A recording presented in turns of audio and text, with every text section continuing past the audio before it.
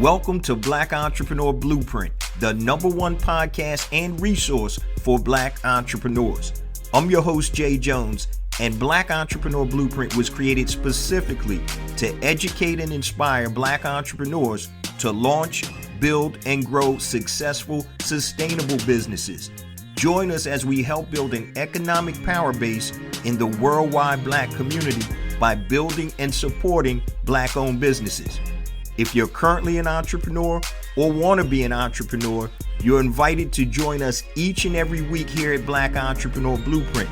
Welcome to the BEB family and get ready to elevate your entrepreneur IQ. Welcome to the Black Entrepreneur Blueprint, episode number 558.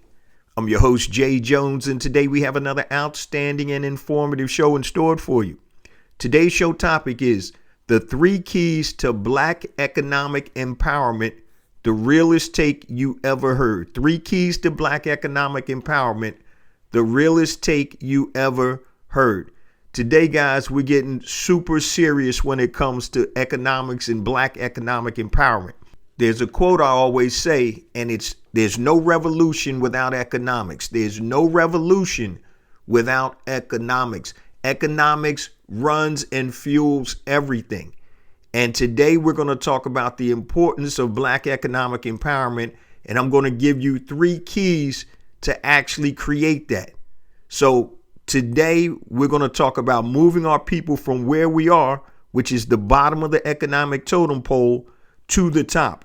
And if you don't know it, guys, we're in a war, and it's an economic war. And if you look at today's political landscape, where Trump and his cronies are trying to get rid of everything that is trying to level the playing field, like DEI and other policies and procedures, I'm telling you, it's a war. And if you're walking around oblivious to it, you need to get your head out of the sand and understand that there is stuff that we can do. And we're going to discuss and dissect all of that today. So I'm going to ask you, before you even listen to this episode, to share this episode with all of your network.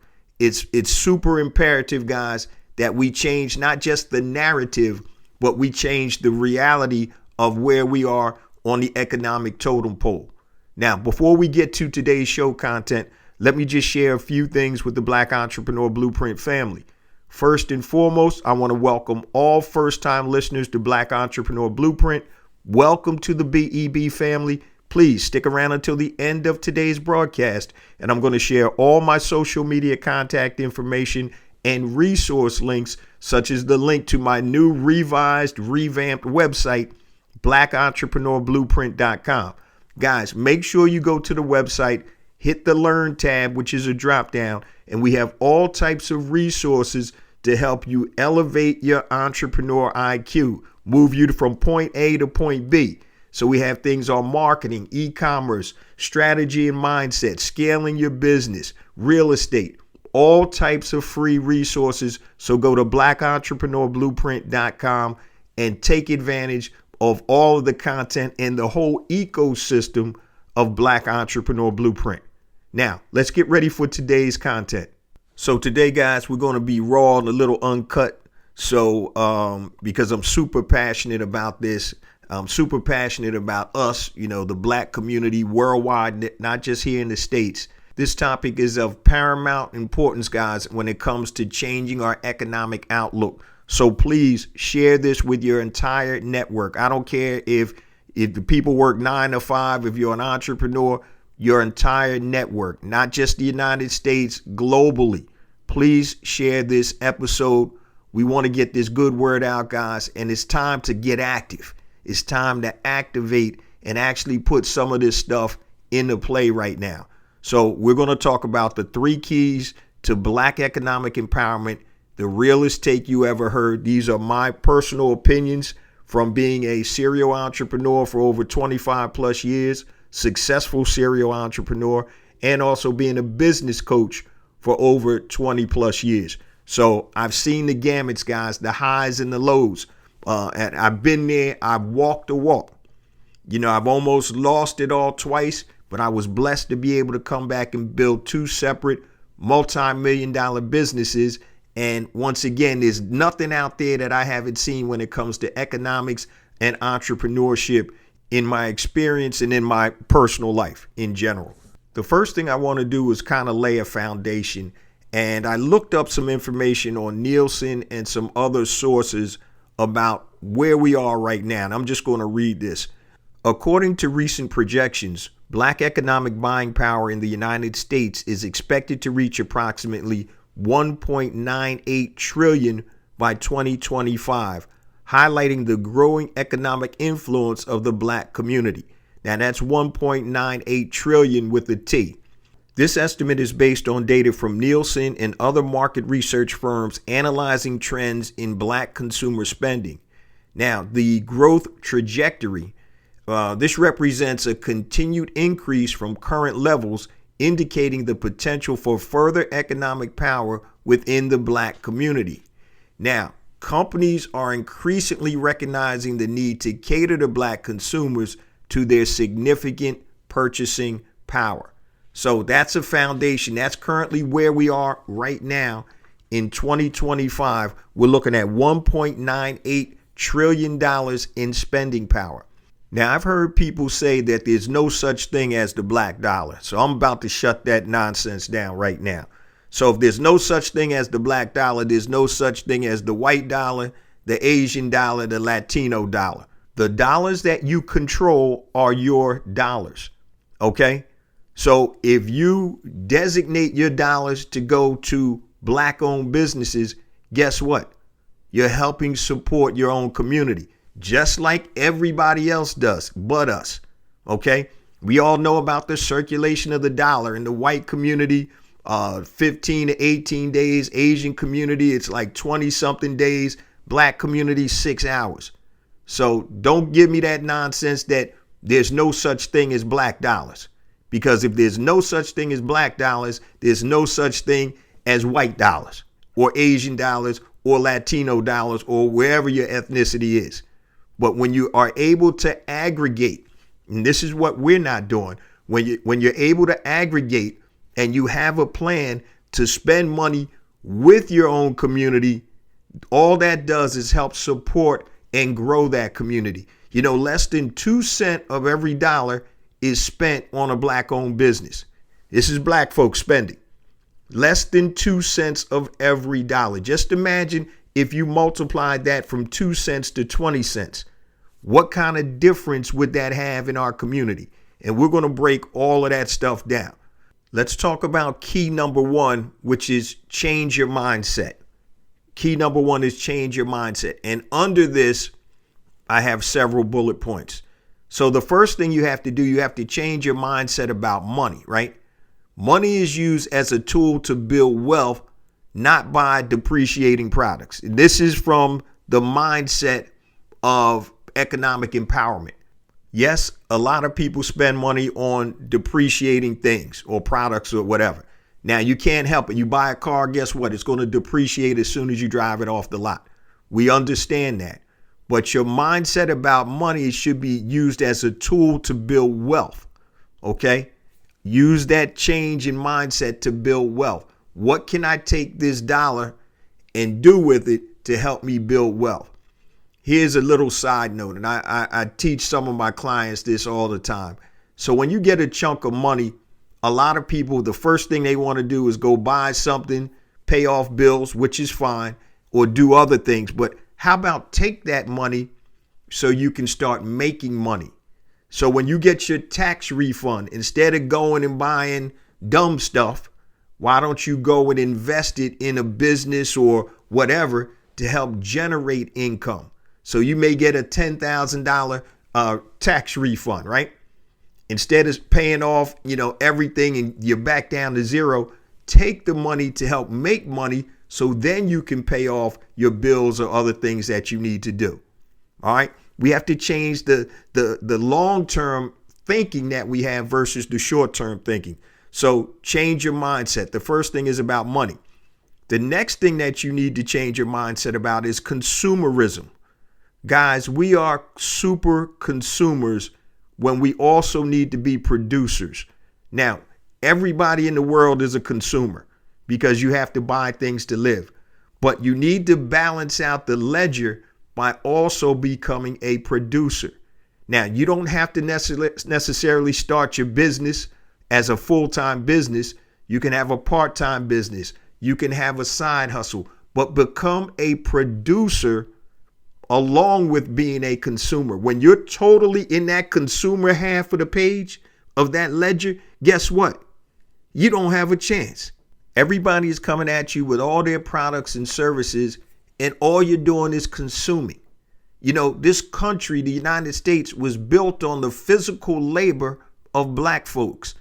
Now it's continuing to be built on the actual economic labor of black folks because we're giving all our money to other ethnicities. So when they talk about the American dream, guess what they're talking about? You're their American dream because they know they can continue to produce all types of BS products and services. And if it has the right name, your simple Simon ass is going to buy it. So once again, guys, stop being a consumer 100% of the time and start being a producer. Another thing about mindset, guys, don't believe the lies about black-owned businesses being inferior and selling inferior products or services. Now, and I'm going to get into this deeper later on, but I just want you to have that same critique for every business you go in versus black-owned businesses. You see, we've been sold a bill of goods. We look at the media, social media. Oh, man, these black-owned businesses charge too much. We're going to get into that, too, later on. Oh, they're not good. They open 2 minutes late. Now, when you start listening to that and following that, guess what it's doing? It's dividing and conquering. And once again, that's the whole plan. They want you to despise black-owned businesses as much as they do. And guess what? A lot of our dumbasses do. You don't even give a black-owned business a chance. And if they mess up just one minuscule iota, that's it. You're going to be sitting there talking all kinds of nonsense about the business. And it really it infuriates me because when you find a good business, how much do you talk about it? You know, there's an old saying that bad news travels fast as 2 times fast as good news. So don't believe all that hype and the lies about black-owned businesses being inferior or selling inferior products. Now, if they are, it is what it is. But don't just assume that from the rip. Another thing about changing your mindset, guys, understand the master plan from the other ethnicities and the media. I just touched on this. They don't want you to support your own businesses. Think about this.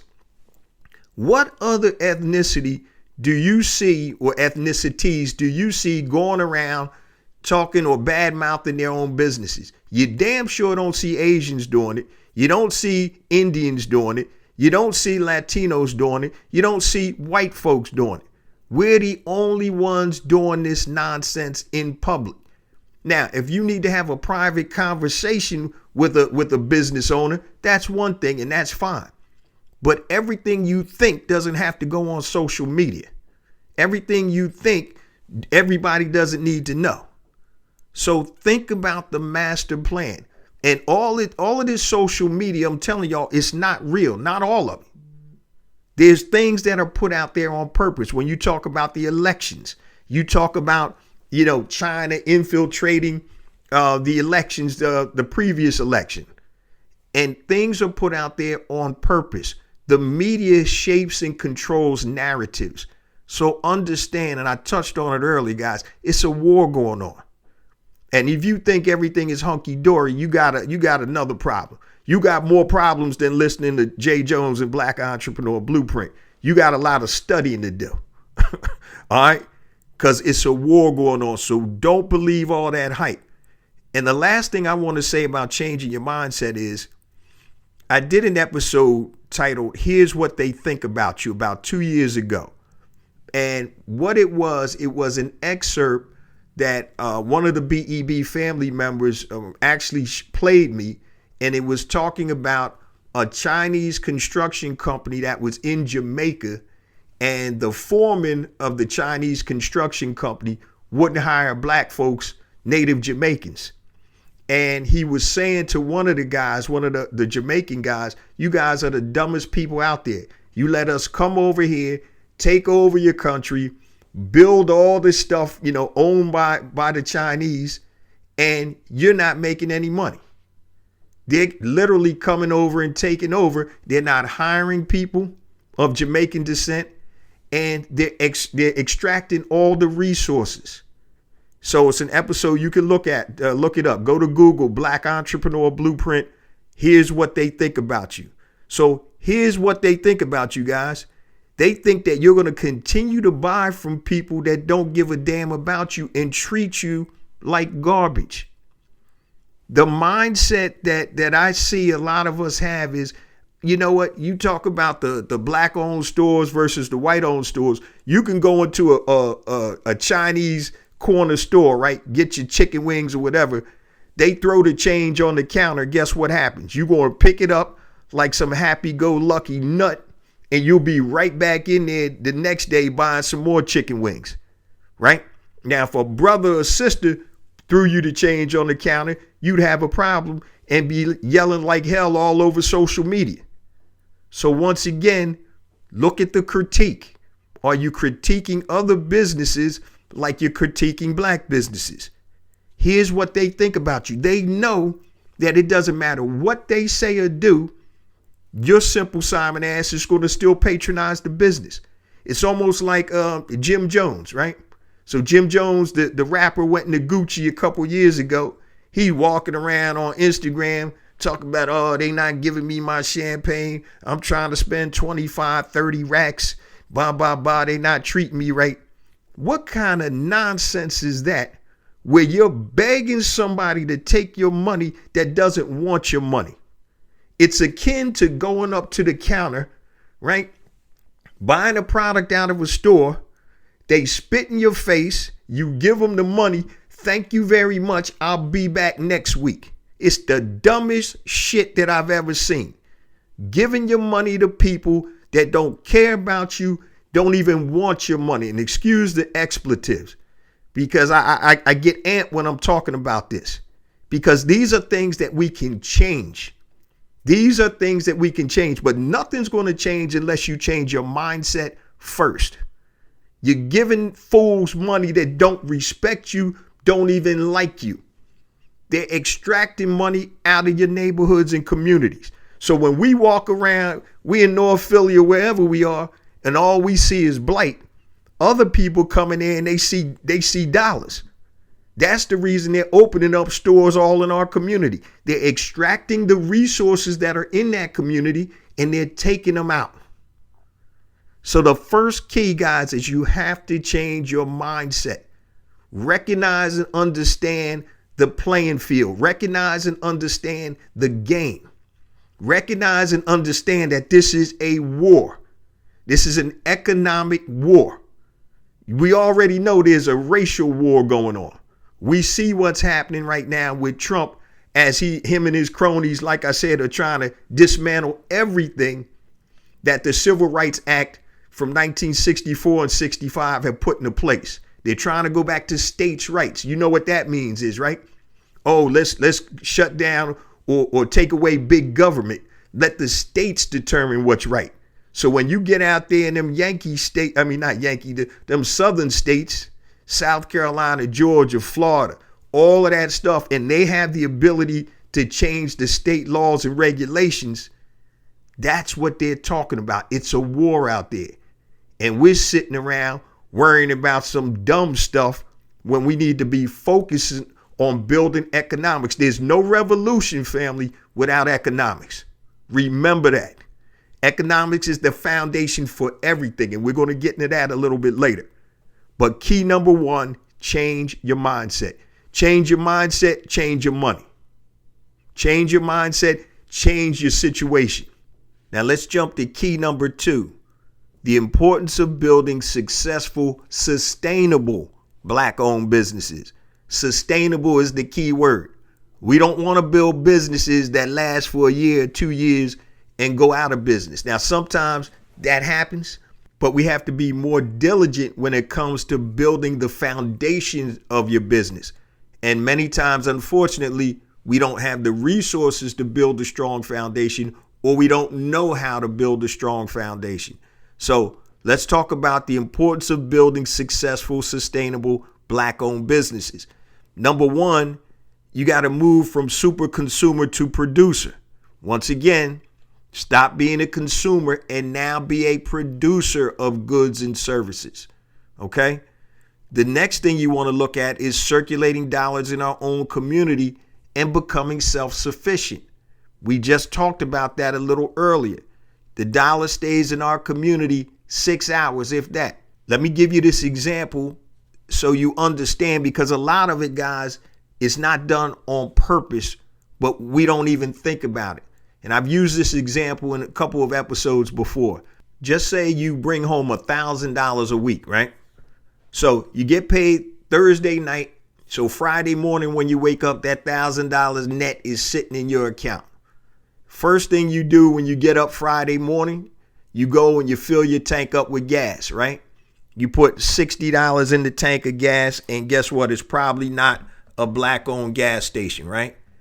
While you're at the gas station, you know what? Why don't you grab some coffee and a little breakfast? That's another, say, $15 that you just put in, that you just spent at that same location. It's Friday, lunchtime. You guys been working hard that week. You go out to lunch. You spend, say, another $35 on lunch, right? Now, you come back to the office. You finish out your day. It's Friday. Man, you know what? I'm going to go eat out. I'm going to hit a restaurant, a bar, whatever, have some dinner and drinks. You spend what? Just say, I'll go easy, $150 on that, right? If my calculations are correct, that means you spent $260, which is 26% of your take-home pay within 8 hours, and all 26% of that, or $260, didn't go to one Black-owned business. Now, the thing is, you probably never even thought about patronizing a Black-owned business because you're doing what you just normally do. But that's one of the reasons, guys, why we need to build Black-owned businesses, and we have to build sustainable Black-owned businesses. So now that you have options that you can spend your money with a Black-owned business. And we're talking about the number two, the importance of building successful, sustainable Black-owned businesses, circulating dollars in our own community to become self-sufficient. Now, healthy businesses, guys, allow us to hire people. So when you patronize and support a Black-owned business and that Black-owned business grows, guess what they're going to need? They're going to need more help. Now, statistics show that most ethnicities hire people that look like them, people that they are comfortable with. So that's why when we look at the workforce right now, we have people in positions of power that don't even merit being there. How many times have you thought that your boss was an idiot? And it's not because of what they know, it's who they know and who they are. So now, when you're able to own the business, you can control who you hire. And it's a cyclical thing. So now you're giving opportunities to people who may not have had opportunities before. In my first mortgage business, I had over 50 plus employees. And many of my loan officers couldn't even have gotten a job at some other mortgage companies, most other mortgage companies, because number one, the way they looked, skin color, unfortunately, and many of the loan officers we hired had absolutely no training whatsoever in the industry. But we wanted to give people, our people, an opportunity. So, hey, if you got the right attitude, the right mentality, you ready to hustle, we're going to give you that opportunity that many other mortgage companies won't. And it's funny because we've hired, I can't even count the number of loan officers back then that we hired that didn't even get an interview with other mortgage companies that they applied to. So when you control that, the business, and you continue to grow, you have the opportunity to impact lives of other Black folks. So I don't get mad when I go into an Asian store corner store and all I see is Asians. Or I go into the Indian supermarket and all I see is Indians working there. Guess what? They own the business. They can do what they want. Stop sticking your hand out, waiting for somebody else to feed you. We're going to talk about that a little bit later too. So key number 2, the importance of building successful, sustainable businesses. It moves you from super consumer to producer. It helps circulate dollars in our own community to help us become self-sufficient. A healthy business allows you to hire people that are like you. And last but not least, take control of your own destiny and not be dependent on having somebody else feed your families. All right. This is something that's big, man. And I'm going to give you guys a real life example, but I did an episode titled The Power of Entrepreneurship. If you don't feed me, you can't starve me. And it's episode 537. And if you go to the website, I'll have the link there. Go to blackentrepreneurblueprint.com. In the show notes of this episode 558, I'll have the link to that. So basically what I'm saying is if you don't feed me, you can't starve me. But think about this, especially the breadwinners out there for their families. Could be men, women, whatever. If, God forbid, somebody deems or determines that, you know what, we don't want you on the team anymore, so we're going to fire you. It could be warranted or unwarranted, right? But somebody else literally has the determination and your destiny in their hand. When you go into an interview and you sit across that desk, they're either going to stamp validated on your forehead or get out of here, right? If they don't think that you're the fit for them or their company for any particular reason, valid or invalid, they control your destiny. I have a friend from years ago who lost his job during the economic recession, and a lot of people did. And I saw that strong brother turn into a crying, mealy-mouthed man. And it hit me. And it's like, yo, when somebody else controls your destiny, you have no power. That's why I'm saying if you don't feed me, you can't starve me. So learn how to feed yourself. And I felt bad for the brother, but I'm like, man, you got to man up, bro. I get it. That's why you never, I don't care who you are, you never just have one income stream. You could love corporate America to death. They could be paying you out the ass, right? You making crazy money. Guess what? It might be your turn to get cut, right? And now that income that you were living off of, if you didn't save it or invest it wisely, you could be ass out, right? But if you have another stream of income, then you don't have to worry about somebody else feeding you. That other stream of income could be real estate. It could be your investments. It could be a side hustle, whatever it is. If you don't feed me, you can't starve me. It's all about taking control. And that's the importance of building successful, sustainable Black-owned businesses. It's not just for vanity's sake. It's about being able to control your own destiny, not having to have another person or another entity be the be all that ends all for you living or living well or living like shit. You gotta be able to understand how important that is. So when you see other Black-owned businesses out there, support them because they're trying to take their destiny in their own hands. They don't want somebody to feed them because they don't want anybody to be able to starve them. You understand what I'm saying? This is serious business. What we're talking about today, guys, is the 3 keys to Black economic empowerment, the realest take you're ever going to hear. So we talked about number 1 key is changing your mindset. Key number 2, the importance of building successful, sustainable Black-owned businesses. Key number 3, support Black-owned businesses. All right. I talked earlier, guys, put the same scrutiny you do on Black businesses as you do on other businesses. And if you truly do that, you're going to see something that you probably don't see.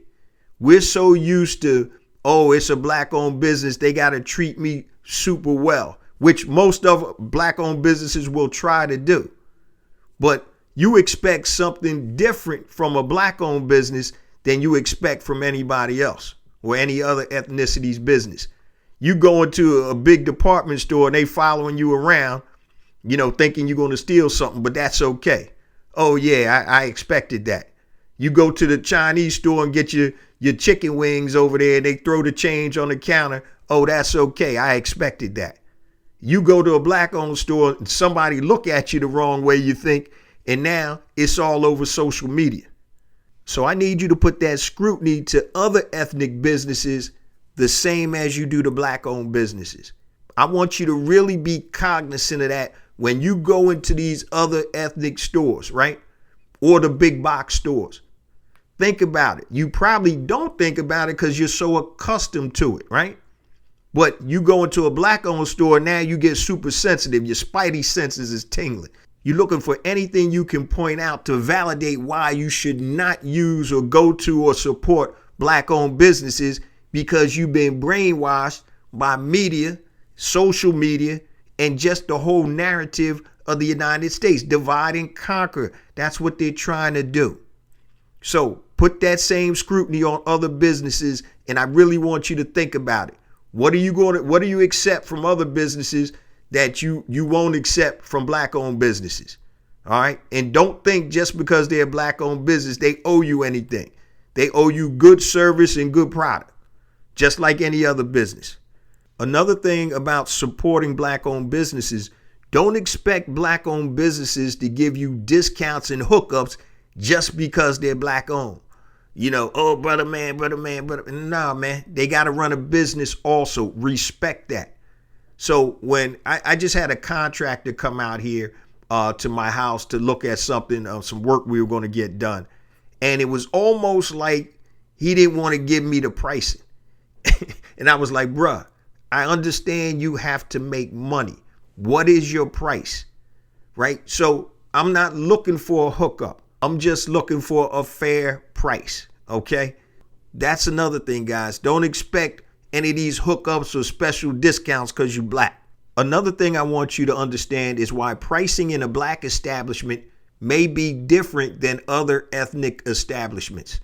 So one of the keys to especially retail locations is buying power. So many times you have cooperatives. So I know in Philly, there's an Asian cooperative, there's an Indian cooperative. And when they buy for their stores, they buy as a cooperative in bulk, which allows them to get reduced prices in terms of their wholesale price. So the corner Asian store may sell wrap snacks for $1.50. The black store may sell wrap snacks for $1.60. Not because they're trying to get over on you, but if they're not in a cooperative buying group, their cost per unit is going to be higher. You look at barbershops, right? In Philly, you got a barbershop damn near on every other corner. Now, I'm not into that space, but to me, it would make sense that there should be cooperative buying groups for black barbers. So when they need razors, they need the different supplies, they go in as a group, and now that group gets a better per unit cost. And so don't just think because prices are higher, it's because people are trying to gank you. That's not the case in most occasions. So remember that. Another thing is, I was talking to a buddy of mine, a Chinese brother I used to go to college with, good friend of mine. His father is from New York City and he's in the import-export business. So his dad owns all these little Chinese convenience stores in Queens and in Brooklyn and stuff. And he was talking about how it didn't even matter if the Chinese store was next to a black store, white store, any other store. And if the Chinese store's prices were higher, all the Chinese people were still going to patronize that Chinese store because they understood the power of the economics about supporting your own. Now, black folk, you got two stores, a Chinese store and a black store on the corner. Like I said, Chinese guys selling wrap snacks for $1.50. The brother selling them for 160. Oh man, I ain't going in there, man. He trying to get us, he overcharging us, blah, blah, blah. And he's going to the Chinese store. When the Chinese people will tell you they're not gonna support any other store but their own, regardless of what it costs, because they understand the long game. They understand the impact of circulating those dollars in their community, right? And so once again, based on all types of social conditioning, slavery, once again, divide and conquer, separating the family, not working together, building mistrust between us as a people. Those are some of the things. It's a social construct that is unfortunately been built up in a lot of us over the centuries. And it was done by design, guys. It wasn't by accident. It was designed. And so that's why you have to be super intentional about supporting Black-owned businesses, right? And I mentioned earlier, only 2 cents of every dollar that a Black person earns in the United States goes to a Black-owned business. So, and when we go out to Walmart, Aldi's, Giant Food, wherever the hell you go shopping, they're not owned by Black folk. Most people buy the same stuff every time they go shopping. Like, I do shopping for my mother. She's old. I know exactly what she likes, what brand she likes, and all that good stuff. And every time I go shopping for her, I buy that stuff. So how about doing this? Find several Black-owned brands that are online, if you can't find them in the store, and you buy directly from them. So just take a portion of what you buy as opposed to just going to the store and buying some seasoning, breadcrumbs from somebody else. Go buy Lefty's, which is a Black-owned company out of Maryland. Has some amazing chicken and fish seasoning. Now, you can buy it through the store or you can go to their website and buy it. So these are the things that we can do to be intentional to go and support Black-owned businesses. For example, Black hair care products, right? As opposed to going to the Korean hair care store, go online to the direct consumer that sells the product, Design Essentials or whoever, and buy directly from them so you're actually supporting that business. Now, before we get to the last segment of the show, guys, let me just share my social media contact information and resource links super quick. Everything I'm about to tell you is on the website, blackentrepreneurblueprint.com. I mentioned the website. Go to the website, hit the Learn tab. There's a drop down. Anything that you need to learn for free to help elevate your entrepreneur IQ, go there. The Learn tab has scaling your business, marketing, e-commerce, strategy and mindset, real estate, side hustles. Anything you need, go to blackentrepreneurblueprint.com. If you want to get in touch with me, anything long, hit me on my email, jjones@blackentrepreneurblueprint.com, JAYJONES @blackentrepreneurblueprint.com. Facebook, Black Entrepreneur Blueprint. Instagram, I have 2 IG accounts. First one is J Jones for real, JAYJONES, the number 4, REAL. Second one is Black Entrepreneur Blueprint. Twitter or X, you can connect with me at jjones001, JAYJONES 001.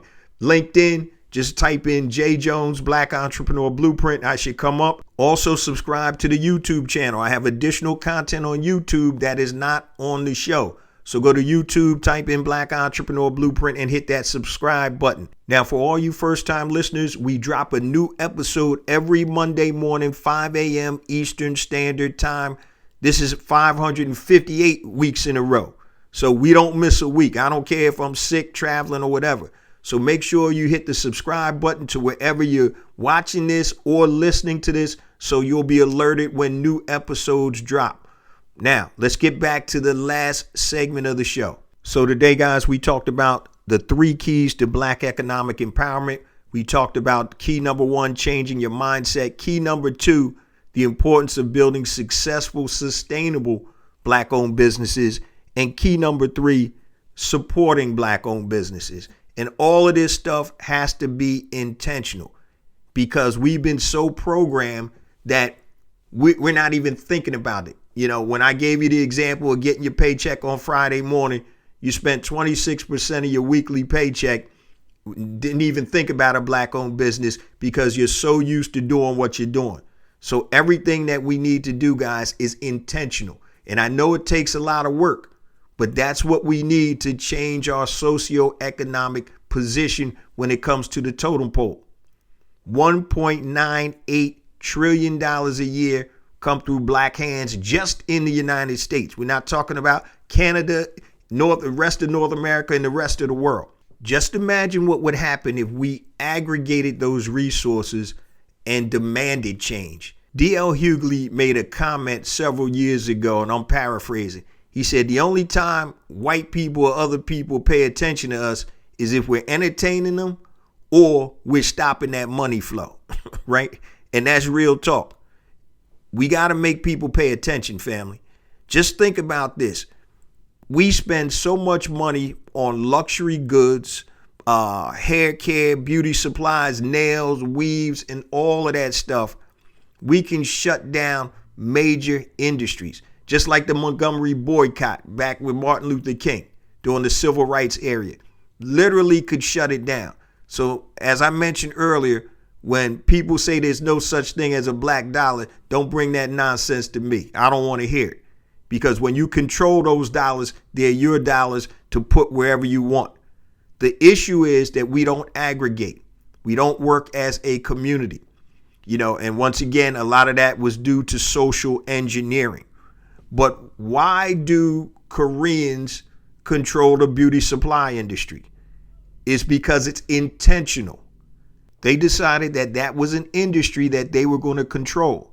They decided to buy up all the beauty supply places. They decided to kick out other manufacturers and get Korean beauty supplier manufacturers to supply their stores. And I was reading an article probably about 8 to 10 years ago about a black hair flat iron manufacturing company out of Los Angeles that was actually kicked out of all of these beauty supply chains or stores nationwide because they were black. And what they did was they created a knockoff of the black-owned flat iron company and put that into the store. And the news article was saying that they were telling people, oh, that's a bad flat iron. We got something better. But once again, that is something that is intentional. So they control the whole beauty supply industry. It's so bad that the magazines are actually written in Korean and English because that's how much control that they have. And what do we keep doing? We right in there buying all of their shit up, right? Then complaining about, the industry whatsoever, as opposed to trying to make inroads into the industry. We talk about the beauty supply industry, the nails, the weaves, all of that stuff that black women are spending tens and hundreds of millions of dollars a year on, and we don't control any of it. And that's something, I'm not in that space, but that's something that we really need to look at so we can start controlling that. You're getting your nails done. Who's doing that? It ain't black folk. Getting your eyebrows done. Who's doing that? It ain't black folk. But we're spending all of that. You're getting your weaves done. Now we do have some sisters and black businesses in the weave space. More so on the retail end as opposed to wholesaling and selling the weaves to stores. Because I know there's some companies, black companies, that do that. But by far, it's mostly Asian companies that are supplying the weaves to these different stores and the hairdressers. So once again, we're big or super consumers in that space, and we're not producers in that space. So here's what I want y'all to understand. And if you don't take anything away from this show, which I don't know how you can't, there's no revolution without economics. There's no revolution without economics. Economics controls everything. Economics controls politics. Politicians create policy. And if you don't believe me, you don't know a damn thing about how politics work. So when you have these political action committees that grease the palms of the politicians to make sure that they enact policies that are favorable to those political action committees, that's how economics controls politics. So just like your grandma's been living in her house in North Philly for 50 years, now the developers come over and they create a political action committee and they want to rezone that area for commercial. Now, the property taxes your grandmom is paying is $3,000 a year, because now it's rezoned. Guess what? Those property taxes at 25 grand a year, and grandmom, who's retired, can't afford that. So now that part of North Philly is now called Northern Liberties, right? And this is real stuff right here. So what happens is, because you didn't want to vote, you let these developers get in bed with the politicians, and now grandmom's got to leave, and they're not even giving her a real price for the house. They're going to give her bottom level price for the house. They're going to knock it down, and these developers are going to build these high rises and these apartment buildings, and they're going to make a killing because you numbskull said that you don't believe in voting. And don't get me started. That's a whole nother show. So anybody out there talking that dumb shit about not voting, you got to be insane, especially for your local elections. Your local elections control your property taxes. They control your schools that your kids go to. They control the zoning, all of that stuff. But you want to be, I'm revolting. I'm not going to vote. Who do you think you're helping? You're not helping yourself. It's counterintuitive. It's ridiculous. So there's no revolution without economics. So economics controls politics, that controls policies. Economics controls the media, the things that we see. You know, there's only several big media companies that control damn near all the media that we see.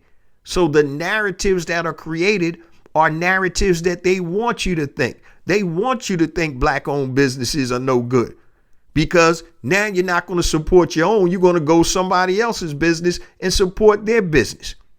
It's ridiculous. Economics controls education. Why do you think they're trying to dismantle the education system right now?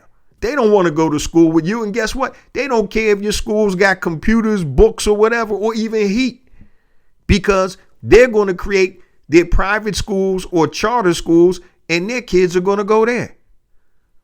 Economics controls everything. If you can't control the policies and procedures in your community, you can't control the school system in your community. You can't control the healthcare system in your community. You can't control the media in your community. Guess what? You don't have a community. You living on somebody else's land. I'm telling you right now, they just had a big thing with the 76ers trying to build a stadium right by Chinatown, downtown in Philly. Now, it actually got passed, but the Sixers pulled out and they decided they're going to stay in South Philly. But you should have seen the galvanization of the Chinese community and what they were trying to do to keep that stadium from going down there and disrupting what they have. So in Philadelphia, and I'm sure in all major cities that have a quote unquote Chinatown, they just don't have Chinatown in name. They own the buildings in Chinatown. They own the banks in Chinatown. They own the venues in Chinatown. They own the restaurants in Chinatown. Those restaurants buy their supplies from Chinese wholesalers. Everything you see in the Chinese restaurant comes from a Chinese wholesaler. The chopsticks, they're not buying them from anywhere else. The rice that they use, the food, everything is a vertical. It's self-contained. And that's where we need to be. We're so busy and so happy trying to, get in where the white folks are in that we lost our mind. That's why back with Black Wall Street, we had to be self-sufficient. That's why we had all of those businesses. We had industry. We were able to do for self. Now you got fools that can't rub two nickels together buying red bottom shoes. They buying pocketbooks that ain't got no damn money in it because they want to look like they got money instead of having money. And it's the whole mentality and mindset, guys, that we have to change. We have to be intentional. You probably got people listening to this right now who got a 95-inch TV and got a leak in their roof. You got people right now whose cars cost more than a house listening to this. And I'm not trying to degrade anybody, but you got to get your mind right. You got people right now that can't pay their electric bill, but what they drip they got on is worth $5,000. I see some of these fools out here on Instagram. Yo, what's your drip cost? Fools over here spending $500 for a t-shirt, $3,000 for a pair of raggedy ass jeans and you can't tell who the designer is. $500 for a hoodie. $2,000 for a pair of ugly ass sneakers, because instead of being good, you want to look good. And that's what we got to change the mindset. Stop trying to look good for somebody that don't care about what you got or don't even care about you, period. And you're trying to impress people that don't give a damn about you. If that's not stupidity, I don't know what is. You got to live below your means. Real money is funny. I was in Long Island this weekend at my in-laws spot, and they live out near one of the old Vanderbilt estates. And we were just talking about old money. Old money doesn't have to prove nothing. They don't have to drive a car they can't afford. They don't have to have all the flashy latest designer stuff because they got money. They have it. You want to project that you have it, right? And you may be well off, and I'm not saying don't buy nice things, but you buy nice things when you can afford nice things. Like I said, if you can't pay your electric bill and you behind on your YouTube TV bill, they about to shut that off, and you out here buying dumb stuff with traveling, oh, I'm going to Dubai, you got your priorities mixed up. You got to lay the foundation first. Lay the foundation and reap the rewards in the long game. It's not a short-term game, family. It's a long game. We're talking about the 3 keys to Black economic empowerment.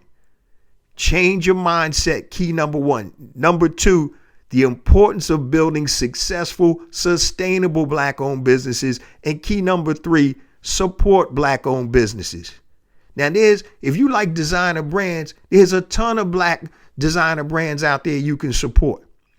But you want to make sure that everybody knows that you got Gucci on, right? Gucci don't give a damn about you. You saw the sweater they put out years ago with the big lip sweater. It was a turtleneck. It was offensive, but you still got fools in here supporting Gucci. Once again, D.L. Hughley said the only time they pay attention to us is if we're entertaining them or we messing with their money. You start messing with their money, people are going to pay attention. But as long as you continue to take whatever they give you, they can kick you in the ass and you still dying to give them money. You think they're going to change? No. And this is one of the biggest problems. And it's not just for the young folk, it's for the old folk too. Because there's a saying, there's no fool like an old fool. That means you've been dumb a long time. So we have to be super intentional about what we do with our money, who we spend our money with, and understand how to support and why we're supporting Black-owned businesses. Now, I'm going to challenge everybody right now. Make a list of some of the products that you like. And when you do your regular shopping, because I know people shop online, so don't tell me, oh, there's no Black-owned businesses near me. You damn sure shop on Amazon and online. So find several Black-owned businesses that you like their products or services. And every time you go shopping, when you normally go out to do your food shopping or whatever, go and support that business, order something, hair care, whatever it is, support that Black-owned business. Because all we got is ourselves, guys. Nobody's coming to help us. You see the political and the economic climate right now. Trump and these nuts are trying to do everything they can to dismantle the Civil Rights Acts. They're trying to go back to states' rights. They're trying to, like he said, make America great again. I guess from a white perspective, that was probably slavery, right? When we were non-competitive. but we have everything that we need at our fingertips right now to change the balance of power. So the country, once again, even just the demographics, there's going to be more people of color in the United States within the next 20 to 25 years, I believe the study says. So one of the things that we have to do is be intentional about where we spend our money. When we can aggregate it, we can control things. No, there's no revolution without economics. It controls politics. It controls media. It controls healthcare. It controls education. The Civil Rights Act back in the 60s was funded by black businesses and churches. Yes, we had other outside entities helping too, but they were the primary givers to fund the marches, the education, all the literature, everything that we needed to help make a change. We've gotten so comfortable now that we're falling back. I'm not gonna call this brother's name out. Excuse me. He's pretty big on social media and I like what he's doing. But I saw this one dude talking about, should I buy this $10,000 Louis Vuitton or Gucci short set? And I'm saying to myself, man, number one, you too old for that dumb shit. Okay. Number two, why would you do that? What is the functional value of a $10,000 pair of shorts and shirt? It's nothing super different than anything else. And I get it. If you got the money and you want to spend it, that's cool. But if you're struggling, if you're trying to have these aspirational thoughts that this is going to make you happy, guess what? It's not. What's going to make you happy is you having money in your bank account, you building a black-owned business, you supporting black-owned businesses, you getting your finances in order. And start to think about that. I talked about early in the day, money is a tool to build wealth. It's not a tool to be stupid with. So even if you don't make a lot of money, if you're frugal, if you're diligent with your savings and investing, you can retire a millionaire. I don't care what you start off with. It ain't what you make, it's what you keep, right? So stop blowing your money on dumb stuff. I understand that you need to have a life and you need pleasure in your life. I get it. Sometimes you got to splurge. Sometimes you got to go out to dinner when you know you shouldn't go out to dinner. Been there, done that. More times than I can count. But I always knew the long game was to build wealth and be able to control my own destiny. And the only way that I was going to do that, this is just me personally. If you got a high paying job and you enjoy what you do, keep doing what you're doing. There's nothing wrong with that. But just recognize and understand that you're not controlling your destiny. So I knew that my destiny called for me to take control of everything. That's just who I am. So yeah, I've gone through some hard times. I told you, almost lost it all twice, but I'm built like that. Not everybody is built like that. I was able to be blessed and come through that. But I knew deep down inside that I've always been an entrepreneur after I left corporate America. So I'm living my truth. I'm living in my genius, which is the intersection of my passion and my talent. The key is most people don't know how to monetize that genius. So most people, if they had their druthers, people that are getting up, going to jobs they can't stand, working with people they don't like, if you had a choice to live in your genius, which is the intersection of your passion and your talent, and you could monetize that, 99.9% of the people would say, yeah, I'm raising my hand. I want that. That's what Black Entrepreneur Blueprint is all about. It's help building an economic power base in the worldwide black community by building and supporting black-owned businesses. The whole ecosystem is designed for that. And that's why it's super important, guys, for us to be intentional when we talk about this stuff. So I'm going to say this, guys, because it's true. We get more and more downloads each and every week because of you, the Black Entrepreneur Blueprint family, the BEB family. I appreciate you guys so much. Please continue to spread the word about the podcast, the ecosystem, the online courses, the books, everything designed to help you elevate your entrepreneur IQ. Also, please remember to share this episode with your entire network, entrepreneurs, people that work 9 to 5, grandmoms, grandpops, aunts, uncles, cousins, relatives. your whole network, because I think it's super important that we become intentional about building our economic power base. Remember, it's not about you. It's not about me. It's about us. It's about building an economic power base in the worldwide Black community by building and supporting Black-owned businesses. Love you guys. See you same time next week. Peace.